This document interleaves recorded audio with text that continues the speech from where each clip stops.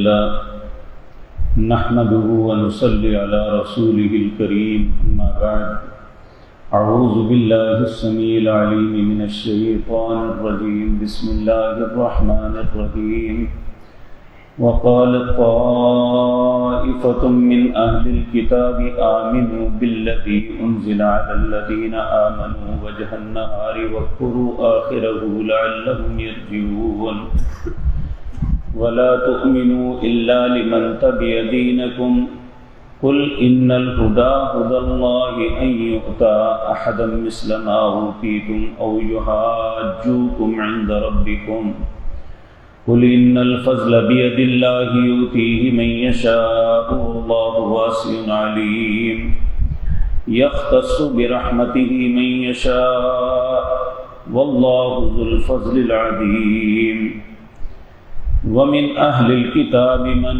إن تأمنه بقنطار يؤده إليك ومنهم من إن تأمنه بدينار لا يؤده إليك إلا ما دمت عليه قائما ذلك بأنهم قالوا ليس علينا في الأميين سبيل ويقولون على الله الكذب وهم يعلمون بلى من أوفى بعهده واتقى فإن الله يحب المتقين.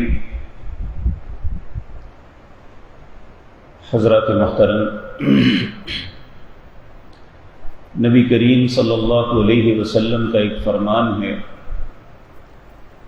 آپ نے فرمایا المنافق والکافر زج اللئیم. منافق اور کافر جو ہوتا ہے یہ کمینہ اور بد فطرت ہوتا ہے. اس کے مقابلے میں جو مومن آدمی ہوتا ہے یہ بھولا اور معصوم ہوتا ہے. دنیا میں کافر آج ہی چالیں نہیں چلتے، بلکہ قدیم زمانے میں کفار اور منافقین کی ہمیشہ کوشش رہی ہے کہ اپنی چالوں کے ساتھ جو بھی اللہ کے نبی ہیں یا ان پہ اترنے والا دین ہے اسے کسی بھی طرح مسخ کر دیا جائے. نبی کریم صلی اللہ علیہ وسلم کے زمانہ مبارک میں جو بات ہوئی اس کا تذکرہ اللہ ان آیات میں کر رہے ہیں. چونکہ نجران کے عیسائی آپ کے ساتھ مناظرے اور مجادلے کے لیے آئے ہوئے تھے، تو اللہ نے ان کی من کی باتیں جو ہیں وہ ظاہر کر دی. وہ من کی باتیں کیا تھی؟ اللہ فرماتے ہیں وقال طائفۃ من اہل الکتاب. اہل کتاب کے ایک گروہ نے کہا اپنے لوگوں کو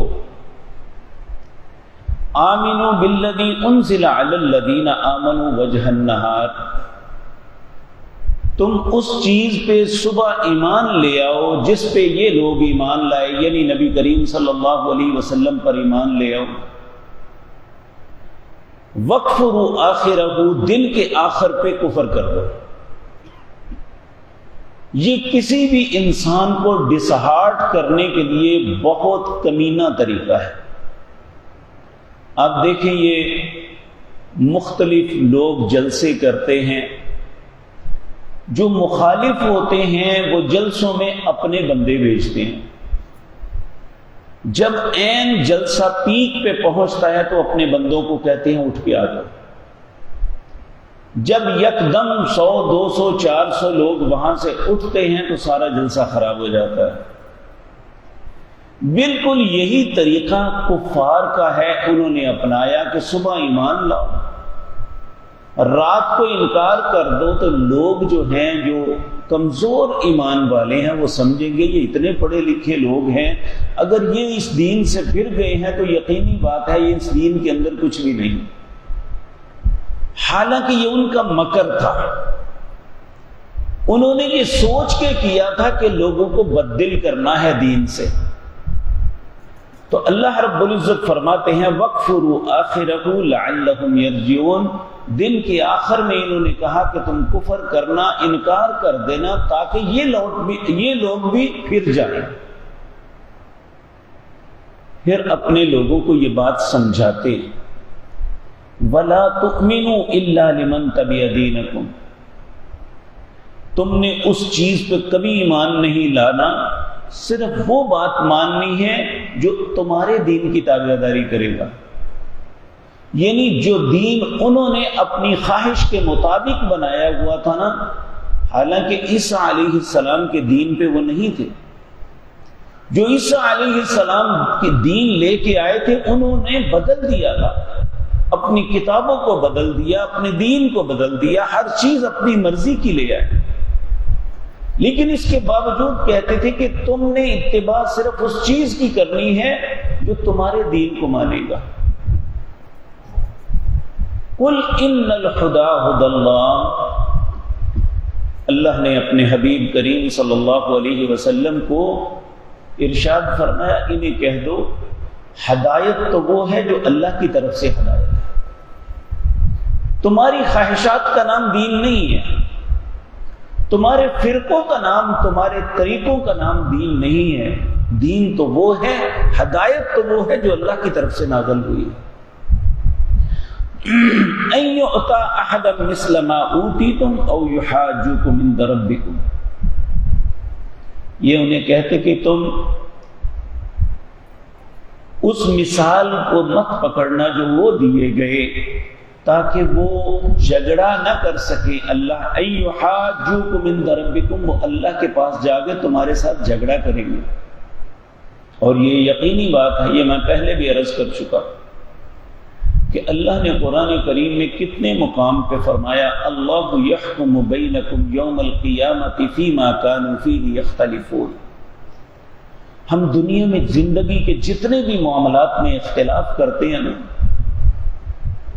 اگر اختلاف لا علمی کی وجہ سے ہو تو اس میں کوئی حرج نہیں، لیکن جو جان بوجھ کے اختلاف کیا جاتا ہے نا، سمجھنے کے باوجود کہ بات ٹھیک کا پتہ بھی ہوتا ہے پھر بھی اختلاف، پھر اللہ کہتے ہیں میں تمہارے درمیان فیصلہ کروں گا۔ تو اللہ رب العزت فرماتے ہیں قل، اے میرے پاک پیغمبر انہیں فرما دیجئے ان الفضل بید اللہ، فضل اللہ کے ہاتھ میں ہے، تمہارے ہاتھ میں نہیں ہے، یؤتیہ من یشاء، جس کو چاہتا ہے وہ اپنے فضل عطا کرتا ہے۔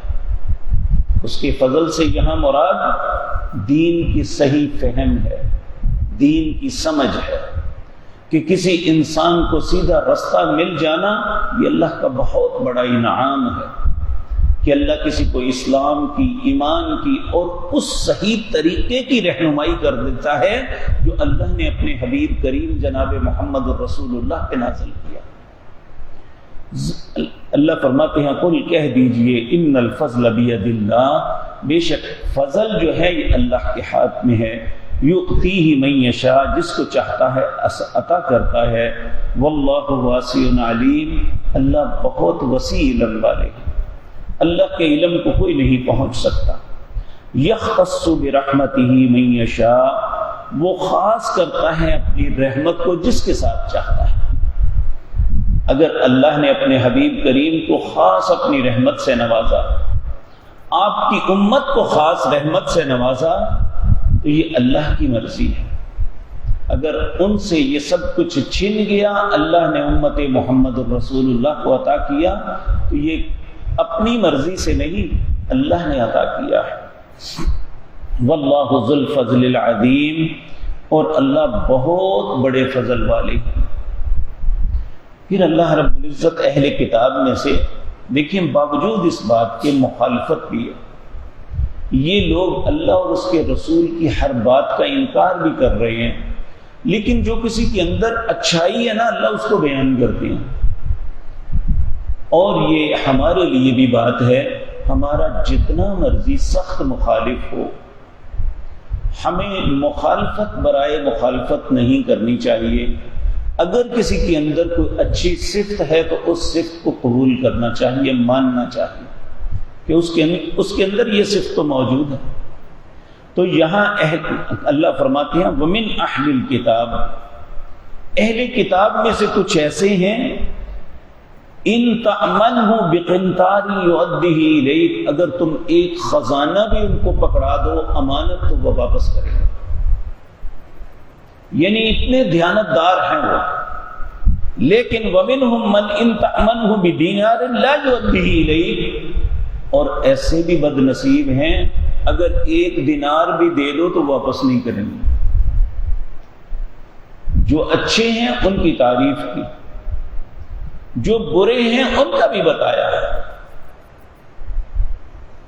کہا لا بقنطار یؤدہ الیک ومنہم من ان تأمنوا بدینار لا یؤدہ الیک الا ما دمت علیہ قائما، یہاں تک کہ تم ان کے سر پہ کھڑے رہو کہ نہیں میں نے لے کے ہی جانا ہے، یہ مجبوراً دیں گے. ان کے اندر امانت داری کوئی نہیں ہے. وَيَقُولُونَ ذَلِكَ بِأَنَّهُمْ قَالُوا لَيْسَ عَلَيْنَا فِي الْأُمِّيِّينَ سَبِيلٌ، یہ کہتے ہیں کہ ان امیوں کے پیسے مار لینے میں کوئی حرج والی بات نہیں ہے. یہ سوچ عیسائیوں کی تھی مسلمانوں کے متعلق. بدقسمتی سے آج مسلمانوں کی سوچ بھی یہ بن گئی ہے. جب یہ مختلف عیسائی ملکوں میں جاتے ہیں تو وہاں سے پیسے ٹھگ کے، بینکوں سے کریڈٹ کارڈ کے ذریعے پیسے لے کے مار کے بھاگ آتے ہیں کہ یہ غیر مسلمین کا مال کھا جانا چاہیے. اللہ ایسے انسانوں کو پسند نہیں کرتا.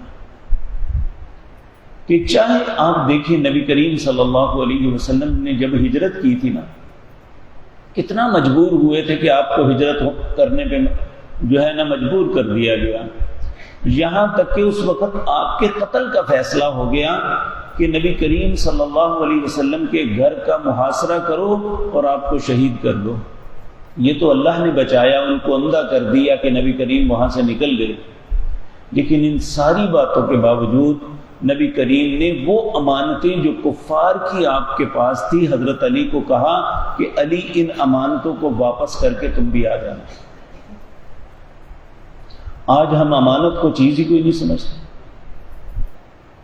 تو اللہ رب العزت فرماتے ہیں جہاں ان اہل کتاب کے اندر بہت دیانتدار لوگ ہیں، ان کے پاس خزانہ بھی رکھ دیا جائے تو واپس کرتے ہیں، اور کچھ ایسے بد دیانت اور خائن ہیں ایک دینار بھی دو تو واپس نہیں کریں گے.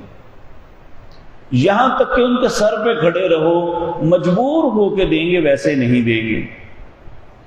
وَيَقُولُ، اور یہ جو ان کی بات کہنی ہے کہ ذَلِكَ بِأَنَّهُمْ قَالُوا لَيْسَ عَلَيْنَا فِي الْأُمِّيِّينَ سَبِيلٌ، ہمارے اوپر کوئی گناہ نہیں کہ اگر ان کا پیسہ رکھ لو. وَيَقُولُونَ عَلَى اللَّهِ الْكَذِبَ، اللہ فرماتے ہیں یہ اللہ پہ جھوٹ باندھ رہے ہیں. اللہ نے انہیں ایسی کوئی اجازت نہیں دی کہ تم جس کا مرضی پیسہ مار لو. اگر ایک کافر کا پیسہ مارنا یا کافر کا مسلمان کا پیسہ مارنا غلط ہے تو کیا مسلمان کا پیسہ مار سکتا ہے؟ لیکن آج بدقسمتی سے خیانت یہاں تک ہے کہ کسی کے پاس کسی کا ٹکا بھی آ جائے تو وہ چھوڑنے پہ تیار نہیں ہے. کوئی کسی پہ اعتماد کر کے کسی کا کام کر دے یا کسی کو ادھار مال دے دے تو وہ پیسے واپس کرنے کے لیے تیار نہیں ہے.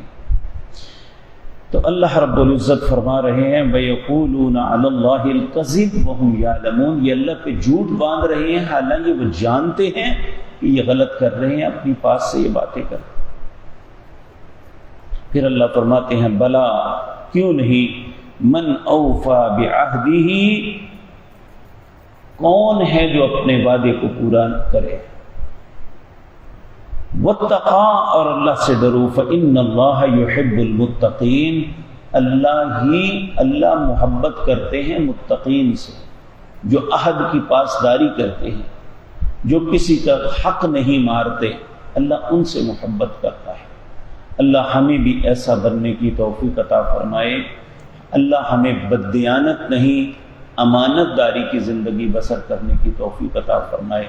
اقول قولی ھذا واستغفر اللہ.